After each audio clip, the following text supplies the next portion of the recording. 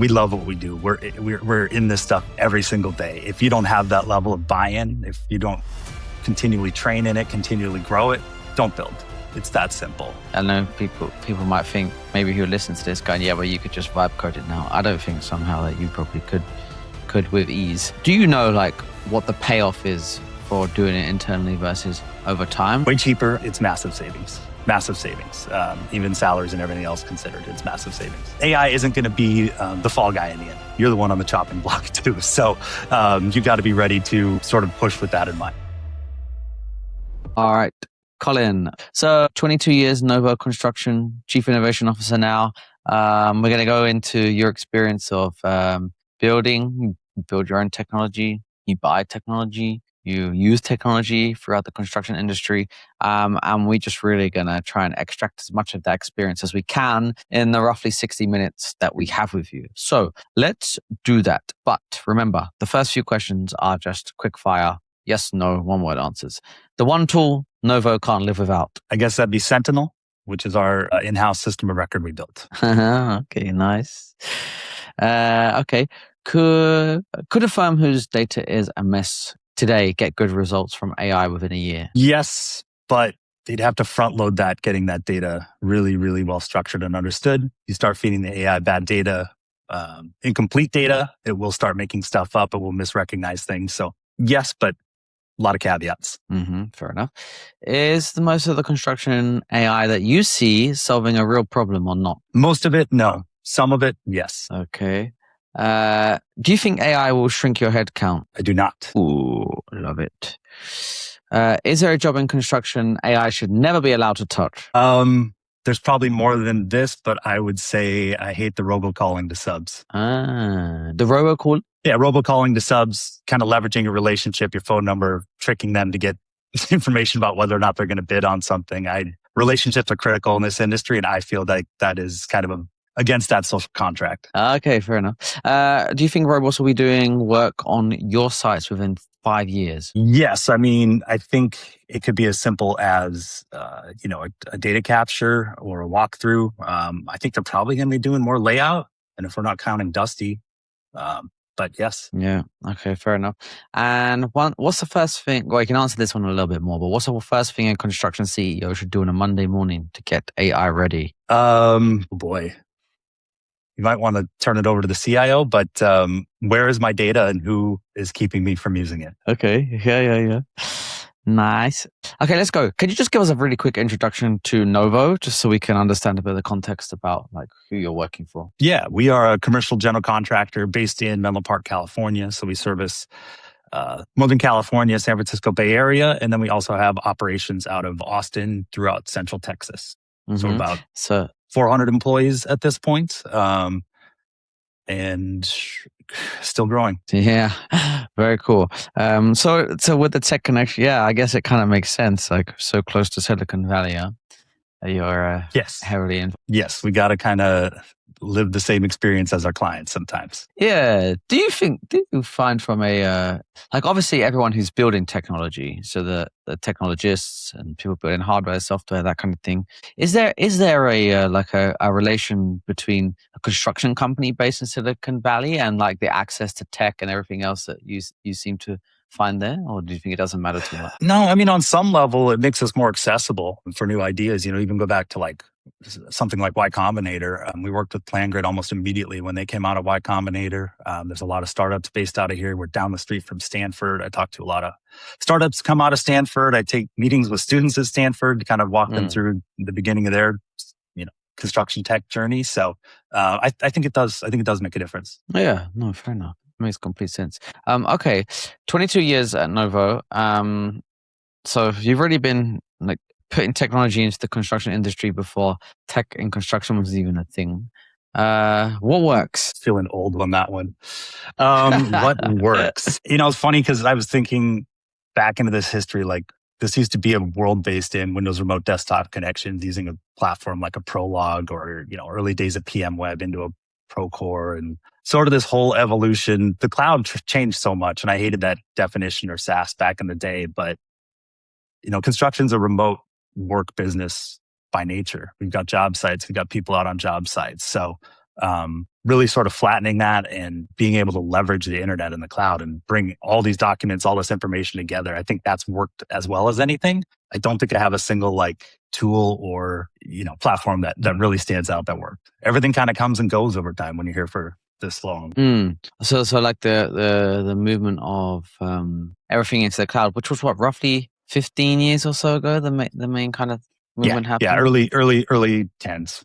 I mean, that's when we started partnering with Box, moving all of our content off of Windows file shares into sort of an accessible web platform, being able to integrate with our architects, different project stakeholders to be able to get that information to them quicker and not have to send an email attachment, trying to access files back in the office when you are out on the job site. It just sort of changed our approach to everything. And so that was like a technology, I suppose not specific to the construction technology industry, more horizontal across all industries, but was like a technology that came out and stayed, and everyone, well, not everyone, most companies are using today. Or maybe even most is a strong, it could be a strong word to use there. You'd like to hope, but you said something like technology comes and goes. So I'm trying to draw a comparison here, but in my head, I think maybe what you're saying, and you're not saying this, but I'm just teasing your brain. But what you're saying is technology specific to the construction industry doesn't stay that long, whereas horizontal technology, which has a fundamental impact on how we work, does. Agree? Yeah, no, I would tend to agree. It's just that the players kind of always change. They get acquired. They get rolled into something else. The landscape just changes so much. I mean, I look around over my time here. The only things that have been around this entire time are our accounting system, Microsoft Project, Microsoft Excel, and I guess I'll count Outlook and Exchange, but that's it. I think obviously having our own system of record, we went that different route. I'll give the Procores and Formas or whatever it's called of the world credit on having that staying power more than most. Yeah, fair enough. Yeah, I guess you're right. So it is just an industry of, I guess you could call it, relatively high churn and changing of the guard every now and then, or on a regular basis. And then I suppose thinking of technological evolutions over your key your tenure, I suppose the next one then would be AI, right? Yeah, I mean, it's mobile into cloud into AI, which, mobile and cloud really prepared AI to be able to capitalize in the way that it can. So it's not just isolated or sort of running on a local machine in that capacity. Why do you think then, in your opinion, that construction technology hasn't been able to have the impact that it should? I've been thinking about this for some time. We have billions invested now. As we've just very briefly discussed now, the technology comes and goes. Why has nothing really had a true dent on how the industry operates, do you think? My thoughts on this is that when you think of construction, you go from residential to commercial to industrial. There's so many different businesses and ways of business to sell to. It's super difficult. And it's one of the reasons that, building internally has been beneficial to us is, I love using this term because who does this, but, there's more than one way to skin a cat. I don't want to be the person that does that, but it's such a vast industry to try and sell a solution into that fits all, and it just doesn't really work like that. Yeah, and yeah, okay, makes sense. You mentioned a couple of times Sentinel, you called it, right? Sentinel, yeah, which we will get to because this was a good starting point for our discussion. But before we do, what I got a question here. What do you hate about your job? I don't know why I wrote this down, but can you find a good answer to it? It's funny because it's going to frame some of the way that I look at AI tools internally for our people as well. I think the thing I hate the most about my job is all of the pitches and emails and just, I don't mind having the conversation and I don't mind talking to people, but if you aren't doing your research or understanding a few things that we're doing or even just pulling up our website before you reach out to me, it's not going to go well. Yeah. Okay. We'll get to a few of that. I think as you were talking, Nick, the first thing you said reminded me of what my question was about. The question is, how do you get your site teams using the tech that you are implementing? Training is huge. I think a big part of it, though, is so much of what we build is around their sort of pre-existing conditions, their problems. We're not just building something that is our idea of how things should work. We're working with the teams to build it out. I mean, a great example is like all of our sort of safety documentation and safety programs that we've worked really closely with our safety director on over the last kind of 5 years, almost since COVID, just sort of adding new layers to that every year. And it just is able to deliver much cleaner value and quicker adoption because it solves the problem that pre-existed. So this is really building technology like, well, let's make a clear distinction here. Like, you obviously build a lot of technology internally as well as buy from external vendors, but on the building side, from your experience, you're saying that really basing what you're building around the user and making it like seriously user centric rather than you putting something from the top down to them. Correct. I mean, my team has to get in the weeds. We got to understand the workflow. I think the beauty of building for 15 years is a lot of this workflow stuff we can do in our sleep now. We have more knowledge about the way things work here than we ever cared to acquire. So when we get into the weeds and start discussing these problems, like, we have a much clearer level to start from. So, I think so much of it though is just, you got to have people with buy-in on the other side that recognize like, oh, if we do this, I can do that, and this changes, and then it kind of grows from there. Okay. What's the pain point that you're experiencing right now at Novo? I think the pain points we have here is pretty universal. It's labor. We just continue to keep hiring, both field and back office. It's hard. It's really competitive. Being in this industry for 20 years, you learn how small it is, even though you're in the Bay Area. People kind of go between companies. A lot of turnover going around just within this own industry. So that's been the hardest one. I don't know that there's like a ton of technology pains that we have. So you said you built your own system of record many years ago. So could you just give us an introduction to it? Like, what is it? When did you get the kind of vision to start building this thing? So it's a full stack system of record. It does the full project life cycle all the way from commitments to project documentation to change orders to contract signing, all the fun stuff that is not at all sexy. But kind of the advent of it was really, we were on Prolog. This was kind of early 2010, maybe 2011, and starting to evaluate what was out there. We're looking at the web-based version of Prolog. We're looking at a system called PMWeb, which I don't even know if they're still around. And then Procore. And Procore was easily the standout of those three.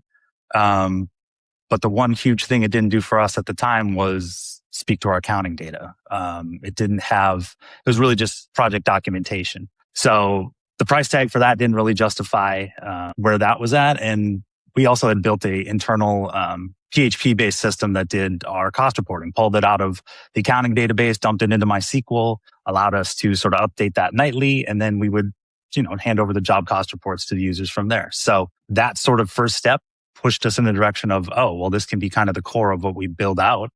You make a killer hire CTO at the time, get a little lucky on a few fronts, and then the problem really turns into putting forums on top of databases, which is kind of tedious work, but it's not that difficult, and you can really scale that quickly. And that's kind of the advent of it all. Yeah. Wait, when was this roughly? What year did you start doing this?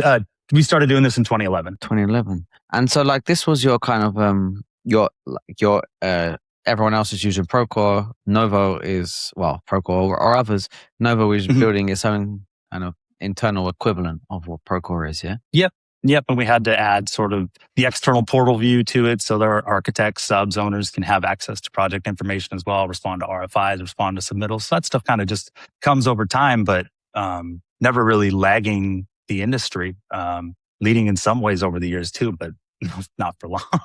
It's just kind of our own playbook universally, I guess. Yeah. So you're not the right person to ask this question to, but well, I'm really curious. What's the better option? Building your own or buying something out of the box, like some of the other big systems you mentioned? It depends. I don't want to, between myself and Sam, our CTO, we love what we do. We're in this stuff every single day. If you don't have that level of buy-in, if you don't continually train in it, continually grow it, don't build. It's that simple. But this just was a great fit for us. And you just have to take full ownership of it from end to end. There's no real breaks in there. There's no, I don't think I want to train in this today. Like you just have to continually do it. So it can be a grind, but at the same point, like it's incredibly rewarding. And so just trying everything. Yeah. You obviously need some firepower and resource behind it to do this thing. Like it's not something out of the box. And I know people might think maybe who listen to this going, yeah, well, you could just vibe code it now. I don't think somehow that you probably could with ease. Do you know like what the payoff is for doing it internally versus over time? Like what the equivalent? I know you probably would be surprised if you had like exact figures, but like cheaper or more expensive than having something out of the box? Way cheaper. I don't know what a Procore would cost us, what their take would be out of our register based on the amount of money we run through their system. But it's massive savings. Massive savings. Even salaries and everything else considered, it's massive savings. Yeah. And then, okay, so then like 15 years ago, you made this decision and like maybe some people thought you were crazy and probably it's like totally unnormal thing to do, to be honest with you. Like haven't spoken to many contractors who have done this. But something obviously recently has changed with the advent of AI recently.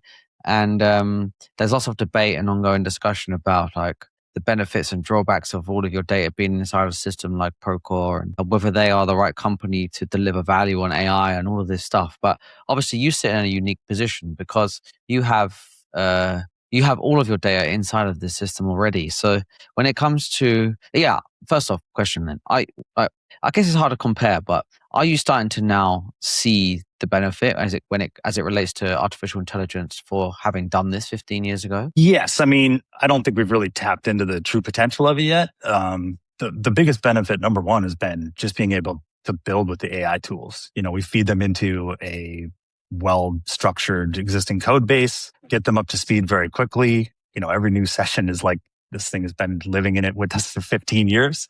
So that just impacts our ability to deliver and build tools that much quicker. So, that's a huge leg up, but that also helps kind of unlock our brains around how to apply AI in different use cases to different workflows like RFIs, like submittals, drawings, whatever. Like we have to be in the mud and understanding how this stuff works if we're going to be building with it and, really pushing it to our people at the end of the day. I guess the use cases are kind of unlimited at this stage. Like, how do you have to contain yourself? Like, I don't know, I could build that, but I'm not going to. No, it's funny because yes, and like you get an idea and you run with something and you're like, this probably isn't ready yet. I mean, I use Claude Code religiously every day.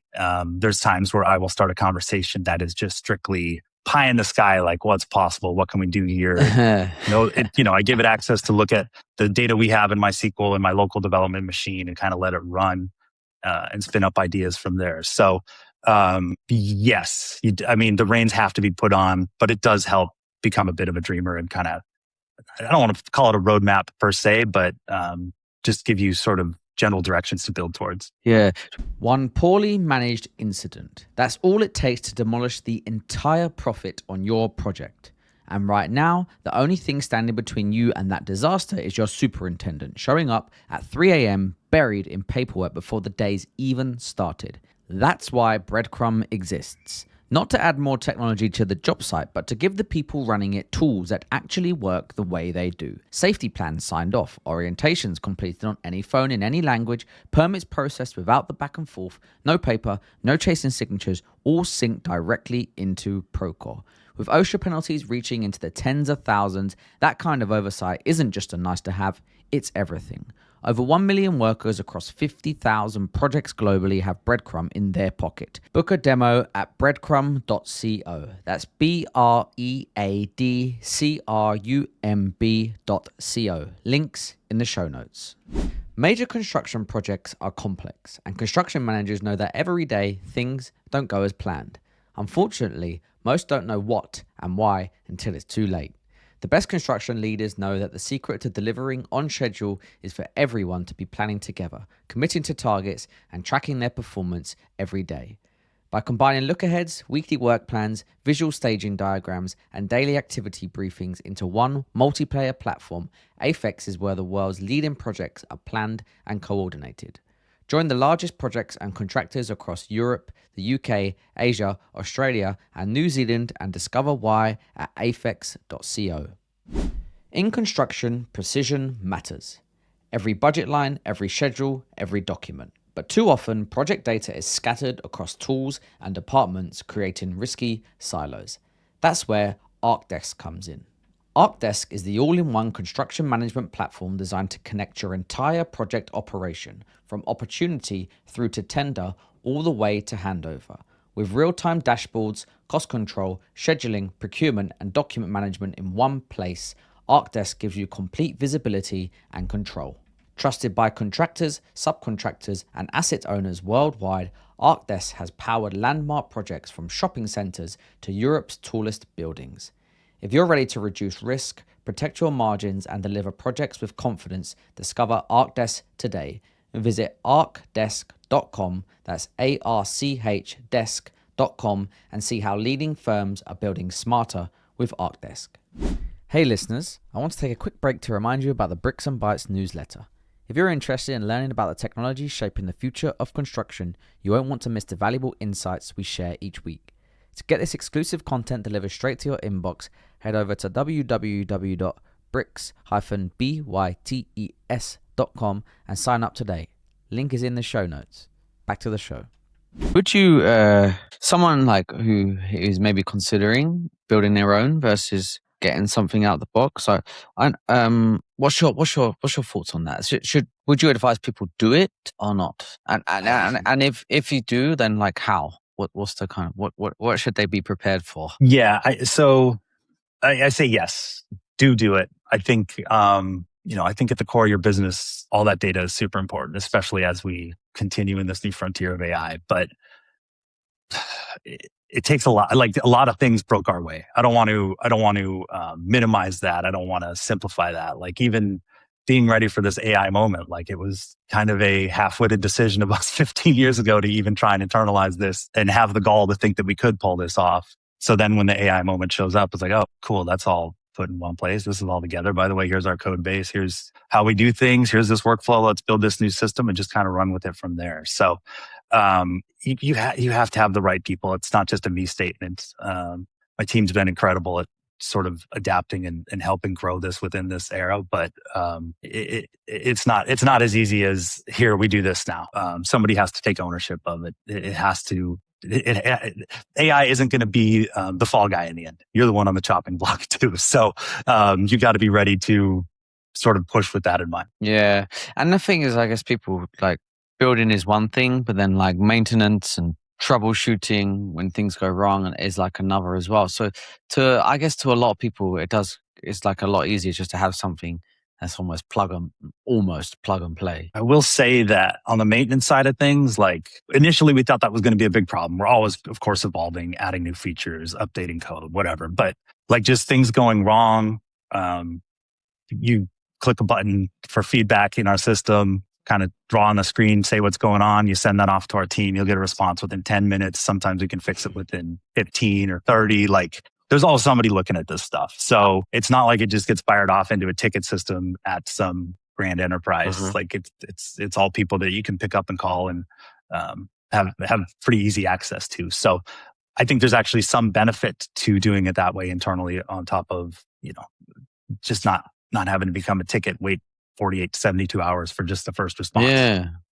Yeah. So someone even just having like someone sat there dealing with tickets internally. Yeah. I mean, you're gonna get myself or the CTO responding to it. Like I said, we're living in this stuff. So it works great for us. It works great for us. Thanks, UserSnap. We'll shout out to that system. Mm-hmm. Yeah, fair enough. No, it's incredible. Yeah, I think people should really consider. I think what's interesting is, I guess like you started 15 years ago doing this stuff, but this is way more accessible to people now than it was 15 years or so ago to build something like this. So people should seriously consider it. But where my head is going is like just thinking of the competitive landscape now and how that has to adjust to pick up. Because I guess more people will do this now because it's, like I say, it's a lot easier to do. And I just wonder what that means for these big companies. You don't have to go down that unless you have any strong thoughts. then I welcome them. Yeah, I don't know if it'd be that strong of a thought, but I think what you're gonna have in the future is more companies sort of our size, maybe a little bit smaller as far as headcount goes. But I think you're gonna have engineering departments in these companies where that cost equation and sort of being able to internalize that with a team of 3 to 5 people all of a sudden makes a ton of sense. And it's not going to be something that's ready the day after you hire them. There's going to be sort of a 12 to 18 month runway to get this stuff designed, built, and ready. But when it is ready, then you're off and running. So I have a hunch that's where this world is going to go, just because of how much more accessible it is. Like you said, I mean, it just, that barrier is completely gone. Not that a good coder isn't worth their weight in gold still, but the floor has been raised dramatically. Maybe that's the best way to put it. Yeah, very nice. Can you share some use cases then, like some examples of tools that you've been able to build on top of the system of record that have been particularly successful throughout Novo? Yeah, I think the biggest one to date still is probably our certificate of insurance tracking. We do not self-perform anything. We're an interiors company. So post-project completion, we might need to maintain one COI for every single subcontractor for up to 10 years. So that tends to be a bit of a compounding problem. Even as recently as sort of 3 years ago, that resulted in kind of once a quarter, a ton of envelopes shown up on the admin's desk or receptionist desk downstairs, and people sorting through that, recognizing the expiration date, the policy numbers, getting these all updated in the system of record, collecting their paper cuts, and then on to sort of the next pile. So we watched that happen over time, and we really looked at that and said, okay, this stuff all originates largely now through email. So we just created an inbound mailbox that dumps the COIs or whatever PDF attachment is there into Box AI. We leverage Box AI to extract all the critical policy numbers, insurance levels, which project it's associated with. And then our system record can reach into that folder kind of on the hour and pull out updates as necessary. So it's 99% effective. There is no human really reviewing the work. They can always double check it and verify if they need to. But the only time we really have hiccups anymore is if the insurance carrier doesn't include our job number in that document. So I couldn't even quantify that as far as like hours saved. But it is completely nobody has to think about doing that anymore. And nobody liked doing that in the first place. Like that's kind of the start for everything that we build with AI is, you asked me earlier, what do you hate about your job? Like, that's exactly how I started this conversation internally too. I mean, started with sort of the admins, the PEs, and the supers, the people that have, sort of the more grunt work part of the industry on the day to day. So just sort of trying to enhance that, augment that, and set them up for success as much as anything. Give us another one. Another example. Another one. I love this one. It still works great today, and I think I might be working on a new unlock for it. But writing RFIs. Never fun for a PE. They didn't go to college to be a writer. Typically, I don't know too many liberal arts minors in the CM space. Be a bit of a rare breed, but basically, this was taking all of the RFI data that I had over those past, I guess, probably 13 years, 14 years at the time when I started doing this, but fed that into Claude Code, started understanding how the RFI was written, all the different voices that write it, do hundreds of projects a year with dozens of people writing RFIs. You get a bunch of different people writing a lot of stuff that maybe isn't complete or correct. So really started sifting through that data and then basically had the AI write a manual for itself that executes on every time it writes an RFI for our people. So they can have a chat-based conversation about an RFI they need to write, and it'll kick it off from there. It doesn't need any further documentation. It's just sort of rephrasing and structuring the information you give it. And then the other cool thing we did was a lot of these RFIs are born out of email. So they can forward that email chain onto, again, an inbound mailbox. And that will summarize the RFI, read through the attachments, and write your question and suggestion and subject and push it right back into Sentinel. Yeah, that's super, super powerful. Can you can the Sentinel system that you've built plug into like other AI tools that might exist? Like you might have a specific use case, whereas an AI exists for that, but you just don't, have the capacity or appetite to go and build it yourself. Can you also do that? Of course. One we work with right now would be Build Check. That does sort of drawing issue management. It's really pre-RFI screening. People can go through, sort through their issues there. They can export that CSV and import that back into Sentinel. I think it wrote 85 RFIs in about 5 minutes. The last time I really tried to stress test it. So not ideal for whoever has to respond to those RFIs, but it just simplifies that whole process. Again, like I've seen PEs sit down at the keyboard, go to start writing an RFI and then nothing, right? Yeah. Just trying to think of where to start. Maybe they got not the best feelings about the architect. Maybe they like the sub, maybe whatever. And they have a bias coming into it that comes out as well. Like just giving the AI the consistency to sort of break through all of that, but then have that be historical record as well is incredibly powerful. Mm-hmm. Yeah, but even if you say there's like tons of RFIs, to be honest with you, have 80 something RFIs, like a quick or even a long meeting to go through. Like you don't even necessarily need to issue them all, right? You can just say like, here's everything, go and sort out the design information and then come back. Correct. And usually by the time they come out of build check, they've been addressed for what they can't necessarily figure out with the team that needs to be formalized as an RFI. So that was me stress testing with the CSV import, but they're typically 15 to 25. Mm-hmm. What visionary idea you're working on as well, if you can share it. It's not really visionary. The one last example, one that we're doing recently is, the 3-week look ahead is pretty critical for project teams, both in the field and in the trailer. So we have access to all of our project documents, whether it's the schedule, the drawings, whatever, through Box AI. So we have sort of a second system now called Conduit that connects Sentinel to all the other data sources around there, and that's sort of our AI brain. So Conduit will, on request, our people don't know this yet, we just rolled it out quietly last week, but Conduit on request will create a 3-week look ahead, dump that into Excel, into the chat, and then you're able to download that, edit it from there. But it gives you just sort of a great starting point, incorporates all the different permits that might be outstanding in the system, different work plans, different things in the field that are scheduled that are, they're known to the users, but we can pull them in so much quicker. So that's kind of a fun and new one that we've been working on. And visionary one? The visionary one, so it's not...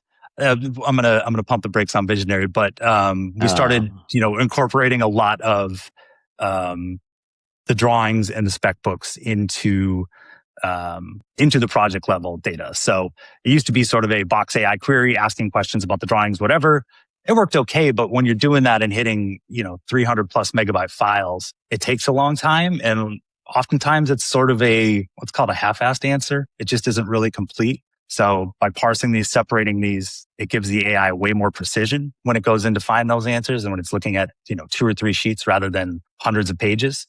So being able to use that as the RFI is written, or as the RFI is generated, and potentially be able to answer that up front is the next little wrinkle. Okay, cool. So we obviously, we talked about AI a fair bit, which we will get back to as well. But what other like areas of technology would you buy external solutions for within Novo? Outside of AI? Yes. I don't know that anybody talks to me about that anymore.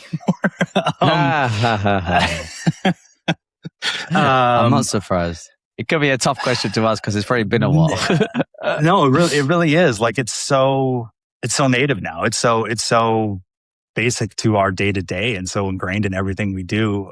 It would almost be refreshing to have a non-AI conversation, but a lot of the non-AI stuff is kind of already solved. I think that's, or for us, I mean, it's even like, I look at something like a FieldWire, longtime partner of ours, love working with them.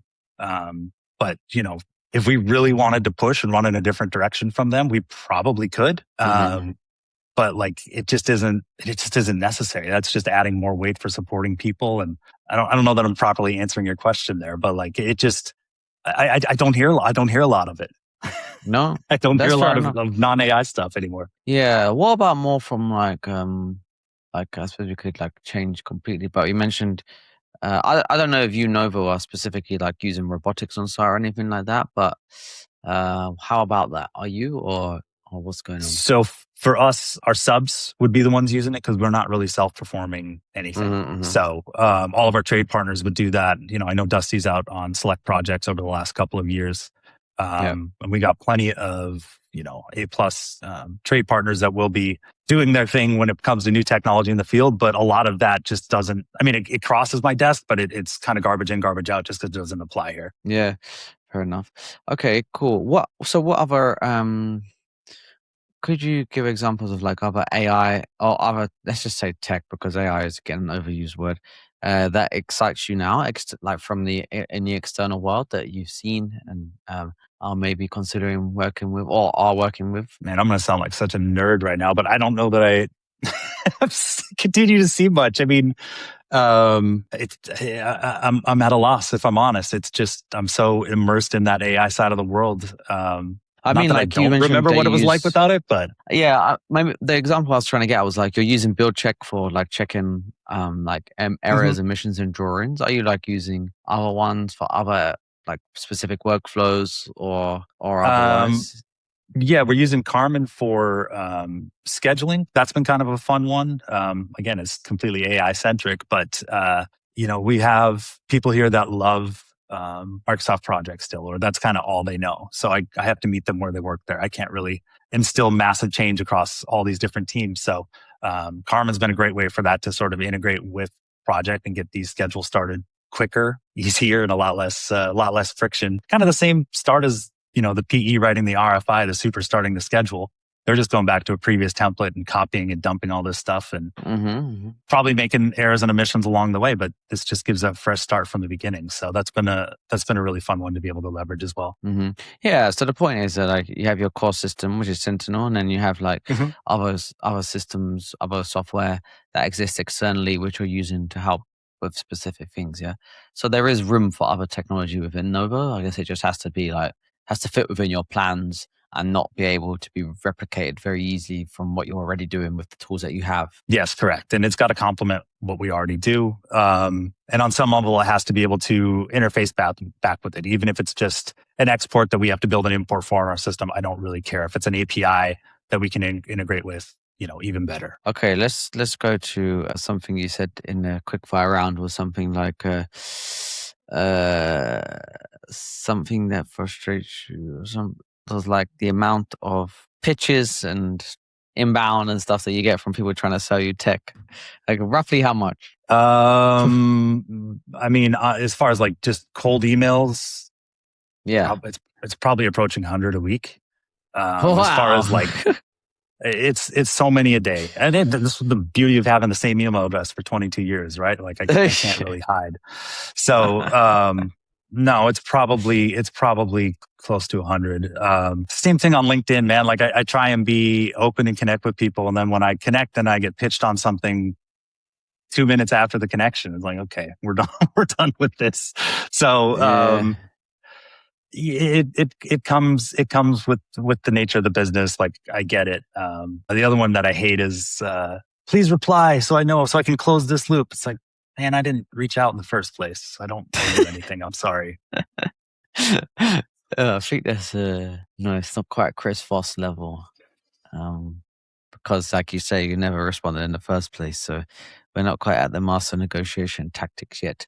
What advice do you have? So like obviously these people have to sell. Do you have any idea, like any thoughts or advice about how they should do it better? I guess they're casting a wide net and hoping for a 2 to 3% capture, right? So I don't know that there's a better way for them to do that. I don't know that they can go out and try and research all these different companies, maybe try Claude or ChatGPT to go out and do it for you so you can craft that pitch a little bit better. Don't get too weird about it because I've had a couple of those too. But there's no easy way. I mean, I don't really appreciate a cold call on my cell phone too. I probably get a dozen of those a day. Thank you, Apple, for your screening of calls on the latest OS updates. That's been very nice. But I don't have a good suggestion for them other than, try to build that relationship in a different way. Don't start off selling. I definitely kind of follow the industry rule of relationships are king in here. And, that's a great way to start. But yeah, just taking a meeting, having a coffee, whatever, I'm always down for that. But if you're just pitching me out the gate, it's never going to work. Yeah, that's a tough one. Yeah. Okay, let's move on. So, construction companies who are trying to leverage AI, we kind of hinted earlier as well about like the fact that, you need to get your house in order. And this is coming up far too well, very often on Bricks and Bytes right now, but someone that has been there, Colin, in you. What could they do tomorrow to maybe help start getting them ready for better data and better AI outcomes, in your opinion? Well, I think there's probably a couple of great partners you could align with that can kind of be that third party to help you get your data together. I know the team at Crew does a great job. We don't necessarily work with them, but I've been really impressed with the product they've made and sort of grown over the years. Data lakes are, I guess, essential in this case. We just haven't really gone that way because it's all structured. It's all within sort of that MySQL universe. So I think before you get to that point, though, like you really have to understand the workflow. Well, why do we care about this RFI? Why do we care about this change order? Like what does this impact does this actually have? How does this relate to anything else in the system? Like you have to, I don't want to sound like Chamath here, but you got to kind of start at first principles and really, really understand the direction you're building towards and why you're doing it. Like there's no shortcut. There's no cheat code. I mean, Claude Code can help you organize a lot of this stuff and understand the relationships between the data and build sort of those original data or object models to be able to communicate with each other. But like, again, Claude Code isn't going on the chopping block when this doesn't work or you don't understand how that was supposed to be. Like it just doesn't work like that. It's your butt at the end of the day. So I think it just requires so much internal knowledge of what you're doing. And this wasn't done anywhere near overnight. Even before we got our first prototype out, it was 12 months, 14 months of development time and just sort of holding on for dear life with Prolog during that time. So, you can compress that timeline dramatically now, but you still need to know what you're doing. Fine. Yeah, I think the first principles point sums it up very nicely, actually. Too many podcasts on the flight last night. Yeah, well, there you go. These terms exist for a reason. Very nice. And then after that, like, are there kind of like a couple natural steps that follow that? Yeah, I mean, you'd want to start getting into the hands of your users, getting feedback, understanding, what's going to work, where to focus, where to put that effort. Like, I think you also need to probably bite this off piece by piece, right? Like, you can't just build everything all at once. You got to start with the things that make the most sense, which is probably something along the lines of RFIs and submittals. Really get that correct. Then you can move into sort of change orders, commitments, more financial level stuff, and really go from there. But there's, focus and precision, especially when working with all these AI tools, is really key. Like it just doesn't, that doesn't solve itself. Like you have to be able to direct and control how these are approaching the problems you're trying to solve. Cool. And you also said earlier that AI, I asked you, will AI shrink your headcount? You said no. I did. Tell me more. Again, we're in a place where everybody's extremely busy. It's made incredible gains for people that really started jumping in and using it. But it's really just got people caught up as much as anything, at least now. People working 40, 50, 60 hours. Well, they better be doing 40, but working 50, 60 hours, just trying to stay caught up, not getting ahead. So no, I don't, this version of AI, no. Maybe sometime down the road, I don't know. But, this is just everything we're doing and building is to augment their day to day, make it better, make it simpler, make them be able to focus on more things. I mean, ideally, I think everybody in my position is going to say same headcount, more revenue, more projects, right? Like the shrinking of the headcount just has never been a thing for us. Yeah. No, very good.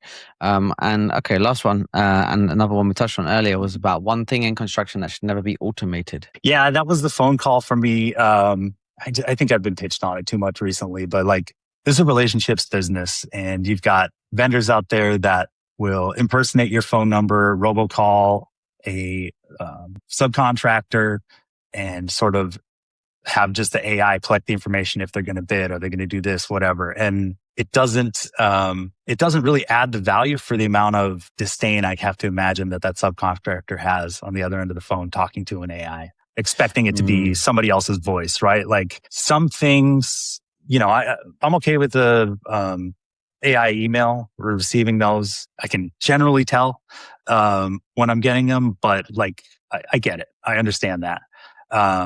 But I really think that just this, as we get more into the world of AI, the relationships will become more critical and more important and more necessary to maintain. I just don't think there's an easy,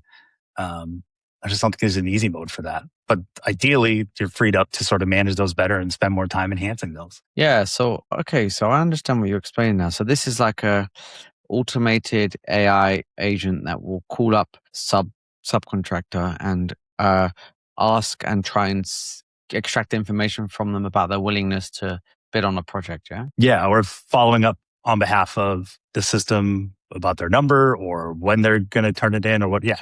Really just kind of harassing them, which our people do too, right? But if you're going to harass somebody, you better be doing it yourself and put your own voice and face behind it, not hide behind an agent. I 100% agree. I used to, back in my construction days, I sound like an old guy saying that, but like I used to always look for people to put bids on our projects that we were running.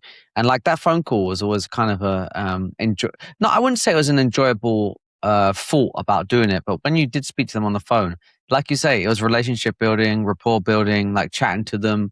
It was a helpful exercise because you also learn stuff like about like stuff that they might bring up in a project that you haven't thought about before, or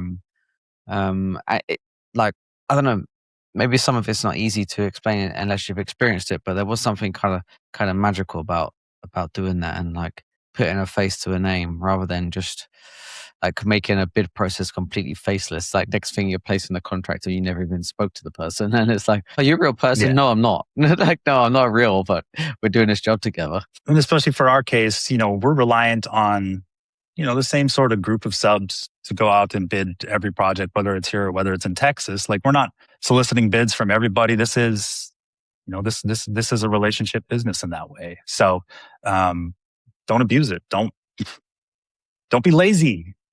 Sometimes AI can't do all the work that you hate. So sometimes you got to push yourself and continue to make yourself better in a lot of ways. But that's just one that always stood out for me from the time I heard it. I just cringed and I was like, oh, not us. Yeah. Please not us. It's going to be, I can almost guarantee it'll be the norm in like 10 years time. Yeah, probably. Okay. There goes my gripe. Yeah, I know. Yeah, a lot of these things, I guess, when like emails first came out and like WhatsApps and that, and I even remember in my earliest days in my career when I would prioritize emails over phone calls to people because that was my generation. Yeah? And my boss was like, "Why don't you just pick up the phone?" I'm like, yeah, I know, I should do. Yep, but no one does that anymore, man. There's a generation. I grew up answering the phone. I had a teen line, as we called it in the States. So yeah, I've done my time on the phone, but you got a generation of people now that have texted or, direct messaged or whatever. Like they're not picking up the phone and calling each other. They're FaceTiming. Don't FaceTime your subs unless, you really need to. But yeah, it's a bit of a generation gap there, but even, yeah, it drives me nuts. Yeah. Yeah. All right. It's not like an old man.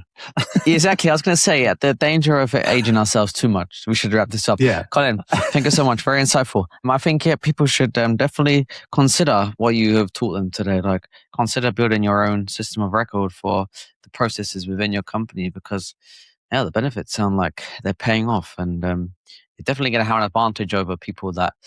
Or people who are on the other side and not doing this and relying on something out of the box, which you're completely at their mercy in a lot of respect. So kudos to you. Thanks, Owen. Appreciate it.